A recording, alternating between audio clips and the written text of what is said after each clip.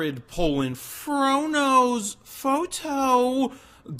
And right before we jump into this video, I want to remind you, if you haven't signed up for the Fronos Photo email list, you can do so right here. Put your name in the box, hit the email address, well, put your email address in there, hit send it, and I will send you a free guide to capturing motion in low light situations. So let's jump into this video. So like the title says, or may say, you may think that this is a good picture, but it's not. And here is why. So remember, this plays into that whole learning how to critique properly.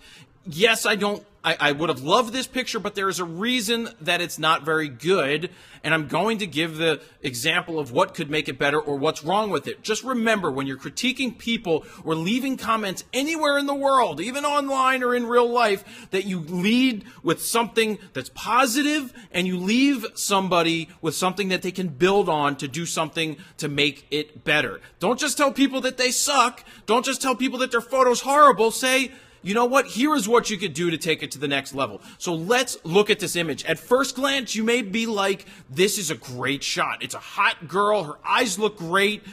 She's in the water. It's great colors. Just about everything about this image is extremely great. I like so much about it, but there is one major issue. The major issue is that the eyes are not in focus. And what I noticed here is that the clarity and sharpening is pumped up. People like to think that if you pump up clarity and sharpening, that it's going to cover up the fact that the focus was missed or is off. Now it doesn't.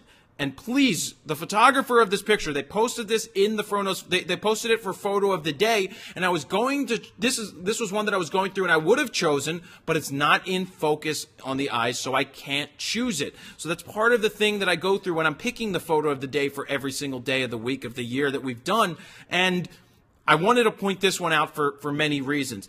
A lot of people think that if you do pump up the clarity and the sharpening, that it's going to cover up the fact that the photo was out of focus. It looks like it's focused somewhere right around here, but if we zoom in, can we zoom in a little bit? We're zooming in. Actually, let's go full size.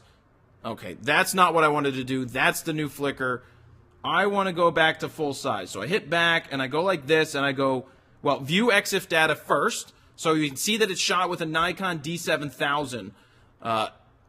Probably a 200 millimeter lens because it said 185. Yep, 70 to 200 2.8, which is a fantastic lens out of 277 millimeters, which is it was the 277 millimeter equivalent because it was shot at 185 millimeters. 200 ISO.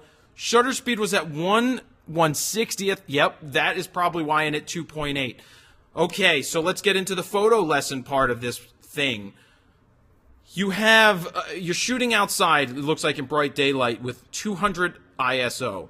Your shutter speed is 1/60th of a second. You're at 2.8, so if you miss at all, you're totally wrong. But what is going on here? Even with VR, the focal length is 185 millimeters. You're already over that. You're not supposed to, rule of thumb, exceed, your shutter speed should not be less than the focal length. In this case, the focal length is actually a 277 millimeter equivalent. So you shouldn't be shooting at 1/160th of a second. You have the ability here, this is what I would do. If you went to, say, 200 ISO to 400, that's one stop. That means you could go from 1/160th to 1/320th and get the same exact exposure as you would do here. Same depth of field and everything. Or you could do the other thing. You could go to f4 and pump up the ISO instead of bumping up the shutter speed, and you probably wouldn't lose as much depth, but you'd give yourself a better chance of getting things in focus. And I am spitting all over the screen for some reason, but there's things you can do here. I would be at least 400, maybe 500, maybe even 640 ISO in this D7000 without a problem. F-stop, probably around 3.2 to 3.5 to give myself a little more range, and I want a faster shutter speed. People yell at me all the time for shooting at higher ISOs outside, but if I want that 1,000th of a second to get that focus tack sharp, then that's what I want. Let's zoom in on this image fully. Let's go look at it full size, because they put up here, I believe, the full size 3600 by 2400. See that? It's probably focused right here. It could be not user error. It could be the D7000, but these are the eyes, and they are not in focus. That is what makes this image not usable.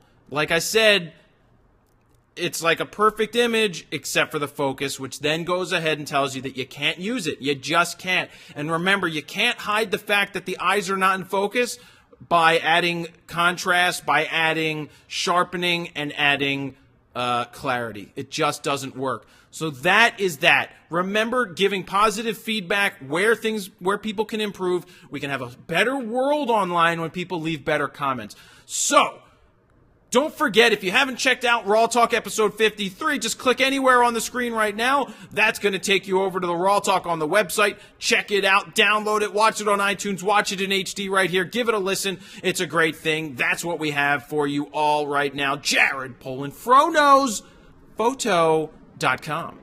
See ya.